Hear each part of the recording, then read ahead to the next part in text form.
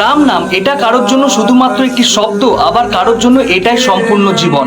1900 শতাব্দীতে ছত্তিশগড়ের চারপাড়া গ্রামে এমন এক সমাজ ছিল যারা প্রভু শ্রীরামের অনেক বড় ভক্ত ছিলেন, কিন্তু তাদের মন্দিরে ঢোকার অনুমতি ছিল না, কারণ তারা ছিলেন নিচু জাতের। ঠিক এটারই বিরোধিতা করে ওই গ্রামের পরশুরাম নামের এক ব্যক্তি তার মাথায় উল্কি করে শ্রীরামের নাম লিখিয়ে নেয়। এরপর থেকে ওই গ্রামের প্রত্যেকটি মানুষ তাদের শরীরে শ্রীরামের নাম লেখা শুরু করে। ঠিক এই কারণেই ওই সমাজের নাম হয়ে ওঠে রামনামী সমাজ। শ্রীরামের মন্দিরে প্রবেশ না পেয়ে তারা নিজেদের শরীরকে প্রভু রামের মন্দির বানিয়ে ফেলেন।